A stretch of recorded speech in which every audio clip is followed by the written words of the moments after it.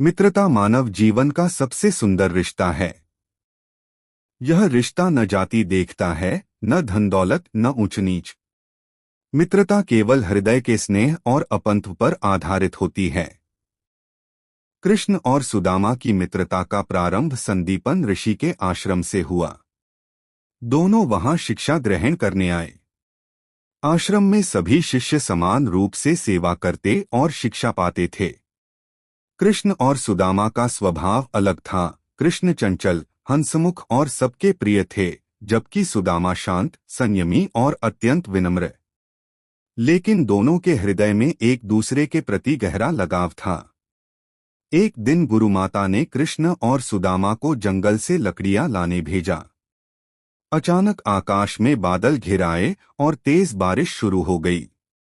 दोनों लकड़ियां सिर पर रखे पेड़ के नीचे खड़े हो गए।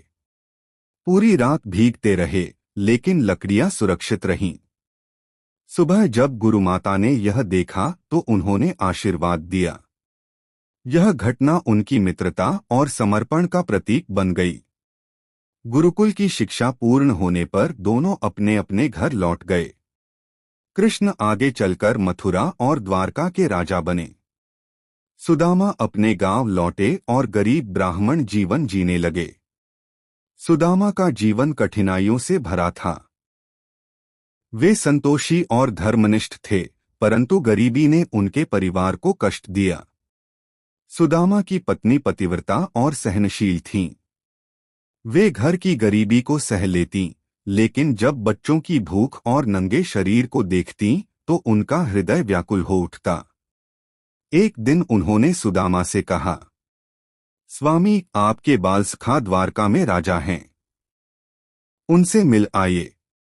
मैं जानती हूं कि आप उनसे कुछ मांगेंगे नहीं, लेकिन शायद उनके दर्शन से ही हमारी दरिद्रता मिट जाए। सुदामा पहले तो हिचकिचाए, पर पत्नी के आंसुओं के आगे उन्हें जाना पड़ा। पत्नी ने पड़ोस से उधार लेकर चिवड़े की एक छोटी पोटली बांधी और कहा, खाली हाथ जाना उचित नहीं। इसे अपने मित्र को भेंट कर देना। सुदामा पोटली लेकर द्वारका की ओर चल पड़े। रास्ते भर उनके मन में संकोच था, परंतु मित्र से मिलने की लालसा भी थी।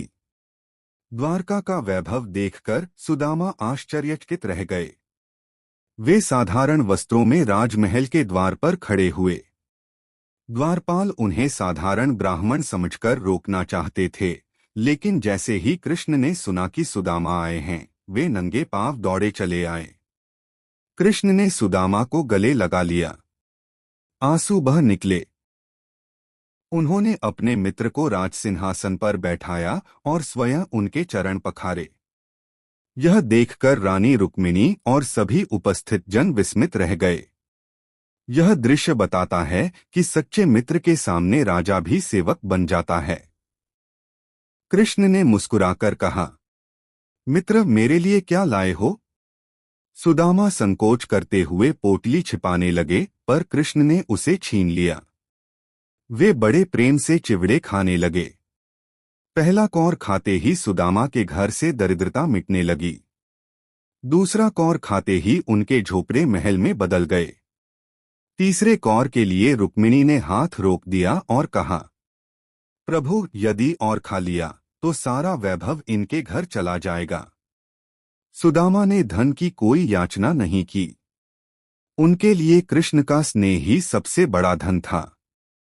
जब वे विदा लेने लगे तो भगवान कृष्ण ने उन्हें कुछ भी नहीं दिया। उदास मन से वे अपने घर लौट आए। घर आकर उन्होंने देखा, जहां उनका झोपड़ी रहता था वहां भव्य महल खड़ा था। सुख सुविधा, नौकर चाकर भरे पड़े थे।